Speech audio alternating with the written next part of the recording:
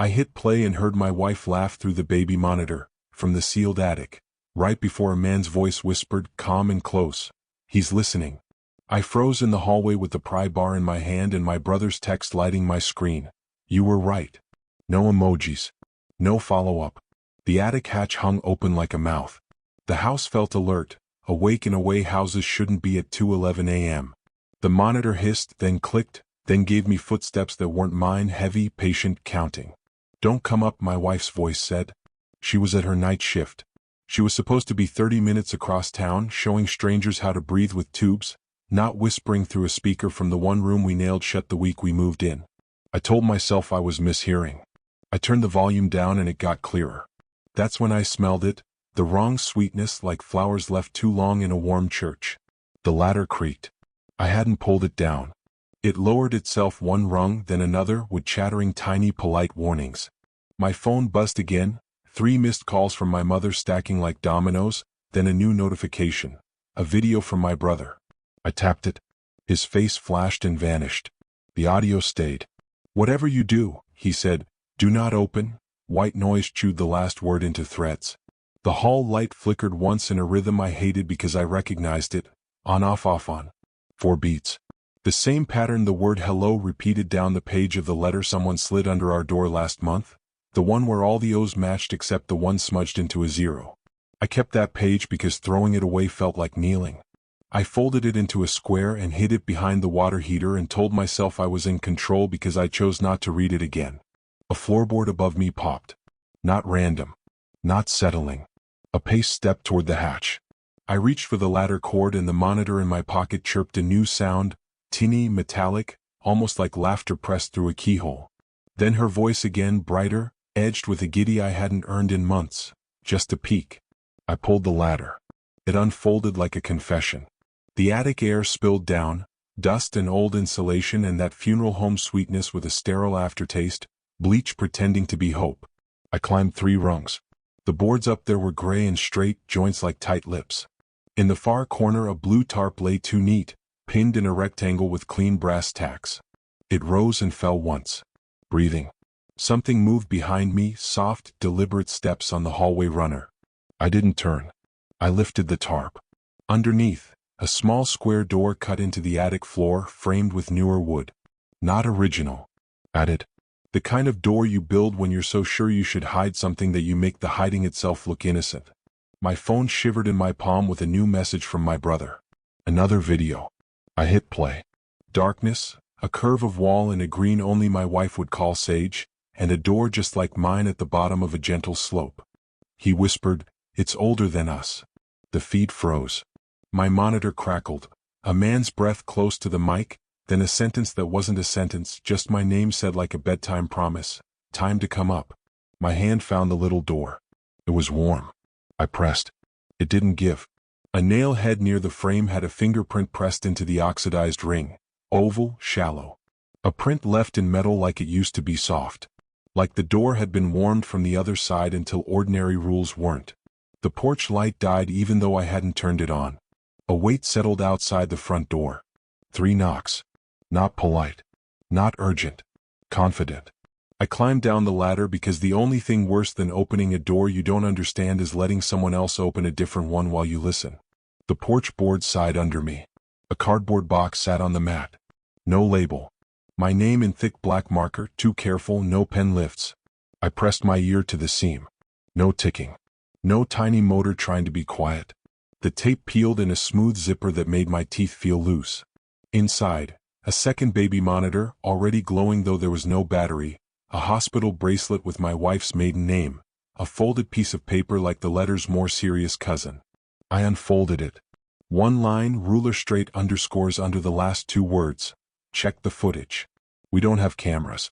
I pressed the 1 button on the new monitor. The screen blinked to a grainy grayscale hallway in that sage green, camera low, almost floor level. At the far end, a small square door in the floor, open, darkness like poured velvet. A men's shoe crossed the frame, paused, toes at the edge. A hand, long fingers, smooth nails, the pale crescent scar across the index knuckle I given my wife by accident the year we got tired of apologizing, reached down and vanished into the hole. A different hand came back up, Smaller, quick, the back tattooed with a line of numbers that meant nothing until I realized they were dates written without slashes, all from the month my father stopped humming in the car. That hand placed a folded paper on the floor, the same size as the one I was holding. My phone pinged. Mom again. I let it ring. I lifted the hospital bracelet. Cold plastic, the cheap kind that scratches under the etch. My wife's maiden name. The date, 12 years ago. Our son's birth date shifted by one day like a typo made by someone who wasn't guessing. The attic ladder creaked upstairs. Not wind. One slow step. Then another. I stood in the foyer with the box open, the monitors hissing like snakes pretending to be vents, and I felt something I hadn't allowed in years. The warm, stupid relief of knowing I was not crazy enough to be immune. I called my mother back. She answered on the first ring. You felt it, she said. Not hello. Not how are you. Same as the yellow duplex. Don't lie. Did I swallowed, stupidly thirsty. Did I ever have a twin? She didn't speak for 3 beats. The baby monitor clicked like a metronome in my pocket. You were born alone, she said gently, but you didn't come home alone. The attic ladder sighed as if someone shifted their weight to see me better.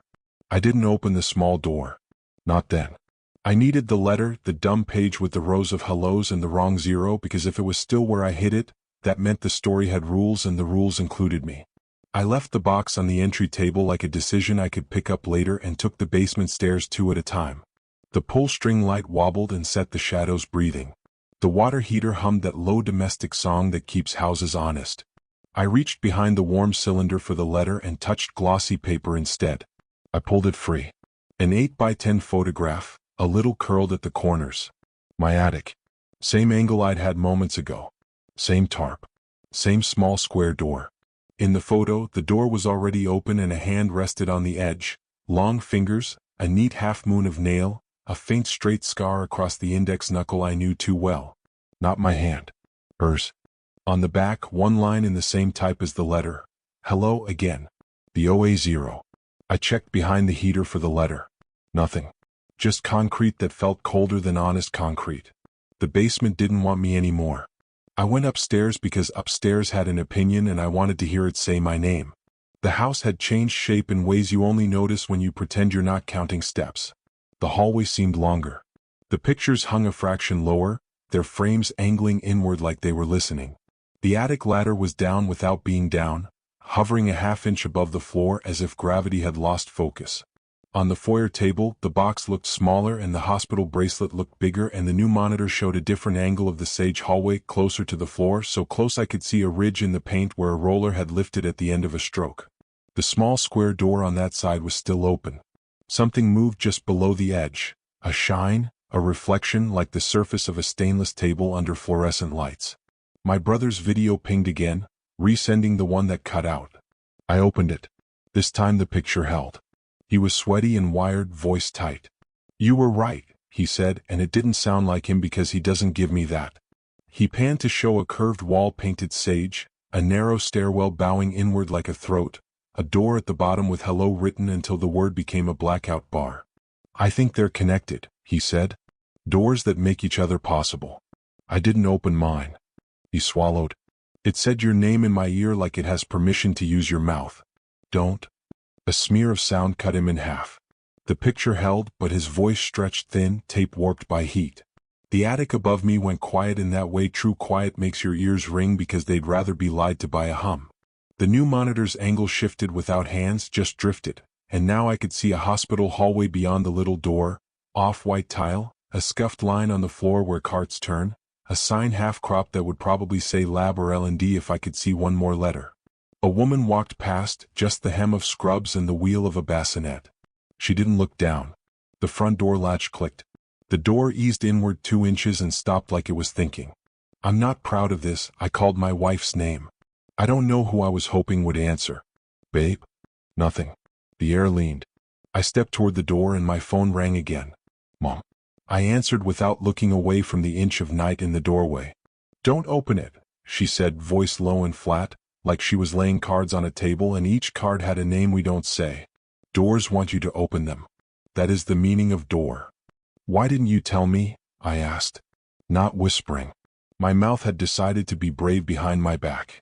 Why didn't you say there were 2 car seats the day I was born? I wanted one life, she said, and she sounded so tired I could see her hand on the lip of the sink in the old duplex, knuckles pale, trying to convince water to boil faster. I thought if we didn't name the other, it would never learn to answer. Upstairs, the attic ladder slid one more cautious inch. The weight of someone above us shifted from left foot to right. The monitor in my pocket, the old one, the one from our baby's infancy we never threw away, crackled with a child's voice I didn't recognize. Bright. Curious. Close. Is it time to come home now? I didn't know I was crying until I tasted it. The sound was not haunting. It was inconveniently ordinary. It sounded like the neighbor kid 2 houses down when he asks if they can keep the stray they found. I shut the front door. It latched with a neat metal click that sounded like someone approving a plan I wasn't going to stick to. I went back up the ladder because the story wasn't going to wait for me to be nicer. The small square door had a new detail I swear wasn't there before. A hairline gap around the edge, haloed with warm light like the room below, or the room sideways, had hospital bulbs angled straight up. I pressed my ear to the wood. Humming. My father used to hum when he was looking for his keys, a looping loop he never resolved, and right at the place he always gave up, another voice joined, an echo harmony, a child's voice finding the note he meant. It's connected, my brother said. I turned too fast. He was in the attic. Not possible. He shrugged. I didn't open anything. I went to get rope to tie mine shut, and when I came back your hallway was on my feed, and then the feed was this room, and then... He flicked his fingers. Here we are. How do we not do the dumb thing? I asked. We do the dumb thing on purpose, he said. That's the only way it's not dumb. We crouched shoulder to shoulder.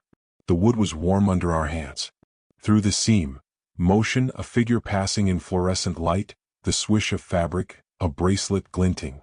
The smell sharpened, floral into clinical, into something that made the back of my tongue ache, the chemical vanilla of baby lotion. We lifted the door. Warm air rose like a sigh relieved to be heard.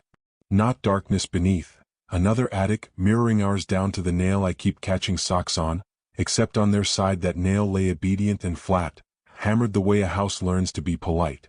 A woman stepped into view from that other attic. My wife. Same face.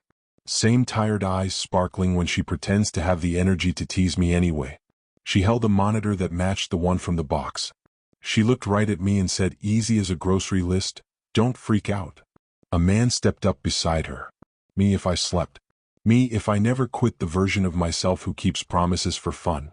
He set a folded piece of paper on the threshold between our attics. He didn't push it to my side. He didn't push it to his. He just centered it like a truce you can step around. Close it, he said, palm up like he was offering me a coin. Not forever. We'll check the footage. We'll bring back what they erased. Then we talk. He looked past me. His jaw set. Behind my brother, down in the slant shadow where the roof meets the floor, a small shape crouched, its silhouette too honest to be anything but a child, knees tucked, toes curled. The humming found the note and held it steady. Hey, the child's voice said right against the seam. Is it time now? I'm writing this like a Reddit post because I need strangers to tell me I'm not feeding the wrong wolf. If it reads like a story, it's because I have to stack the pieces in the order that makes the least blood spill when they fall. I keep circling the same sentences because that's how you keep a loop from eating you. You bite back. We didn't close it. Not right away. The other me nodded once like he expected that. The other my wife set her monitor down. It kept glowing without power because rules are polite until they're not. She lifted her right hand. A crescent scar I'd never seen shone at the base of her thumb. A scar you'd get if a knife slipped while you were cutting a hospital band off in a hurry. Listen, my not brother said from the dark behind me. His voice scraped and steadied. Don't agree with any rule you don't remember making. My mother called again.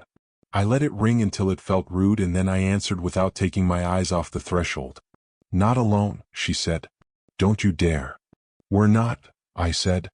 Good, she said, and on her end I heard the tiny tap of a porcelain mug set down too hard. Then listen, your father brought 2 car seats home. He buckled both. He talked to the second one like you were both in there together. He carried both upstairs. And when I looked, there was one. I have never stopped looking. The child in the seam put small hands on the edge of the door. The fingers flexed, tested, learned.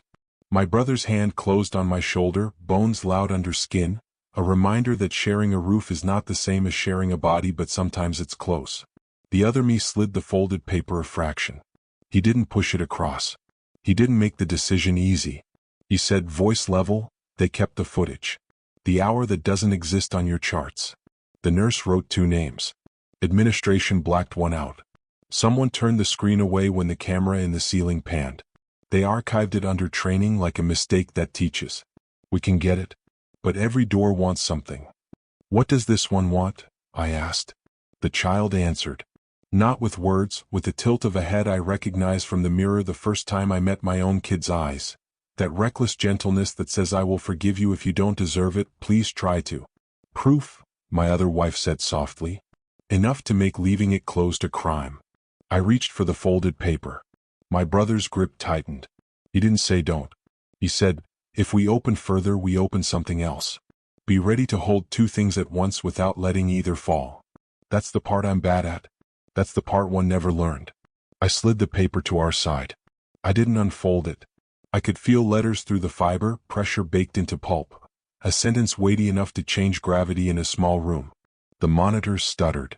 The feed from the sage hallway flickered to a new angle, down in the hospital place beyond the small door, bright tile, rolling cots, a bassinet while squeaking on a dried ring of something the color of tea. A nurse with steady hands, kind eyes, moved briskly into frame. She glanced up like she could feel the camera. She wore a bracelet of hair ties and a rosary tucked in a pocket like an apology to practical men. She pushed a bassinet toward the elevator and the camera panned with a lazy institutional curiosity, and then, at the edge of the frame, a man in a faded college hoodie stepped into view, and I recognized the slope of his shoulders and the way his right shoe squeaks when the edge of the sole delaminates. My father. Younger than the day he died. Camera grade alive. Humming. He carried 2 car seats. The elevator doors opened. He stepped in. The nurse pressed a button. The doors closed. The feed hiccuped to black and came back to the sage stairwell, the small door at the bottom with hello written into a blackout bar, and for half a second the black rectangle looked like a window, and behind the window a face watched, neither child nor adult, just patient. I unfolded the paper. A single typed line, the OA0, the last 2 words underlined with a ruler-sure hand. Bring him. Not a request. A solution. A rule I didn't remember making. The child at the seam inhaled like a swimmer breaking the surface. My brother said my name the way you say the name of someone who is about to step on a board that isn't there. The other me lifted his palm, fingers open, the universal sign for weight that never works on anyone who needs it most. I didn't move. Not because I'm wise. Because my body locked around the shape of the word him and tried to decide which name it meant. Downstairs, my front door latch clicked again. Soft. Curious. The hospital bracelet on the entry table slid a half-inch toward the edge, as if the house had tilted. The old monitor, the one that remembers our baby's night terrors and my wife's quiet singing, popped with static and then a lullaby threaded through, warped at the edges but unmistakable. My wife's voice. The one she only uses when she has decided to forgive me by morning. Close it, my other wife said, not pleading, just instructing. Give us 20 minutes. We'll pull the footage. We'll show you what to do that doesn't break anything you can't glue. We close it, my brother said low to me, not to them, but we don't leave. We count. We hold the seam with our knees. We make the house understand we're not passengers. The child put 1 foot on our side.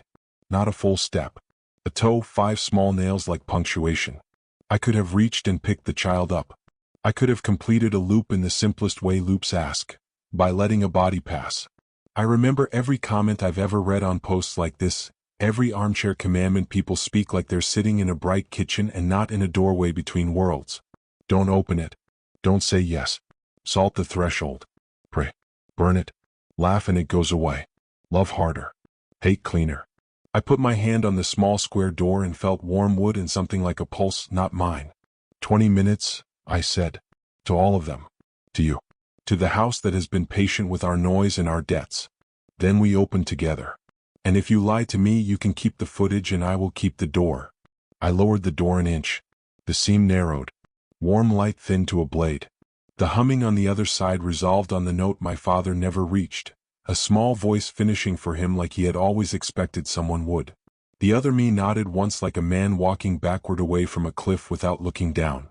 The other my wife did something with her face I haven't seen in years. She trusted me because it would be more interesting than not. I closed the door. The nail that always catches my sock stood back up on our side like it hadn't learned after all. The house exhaled. The monitors kept purring. The hospital bracelet fell off the entry table and landed upright in a little plastic circle like a question mark closing itself. I set my phone timer for 20 minutes. I sat on the door with my brother, knees braced, backs to the beams, breathing like thieves who plan to return what they took. The timer says 17 when I hear it downstairs. The front door opening with the sound of someone who knows how not to wake a house. Shoes placed on the mat. A familiar sigh my wife makes when she's home from nights and wants the walls to be gentle. And layered under it, small feet on old wood, a patient rhythm that has been practicing in hallways I haven't walked yet. He's listening.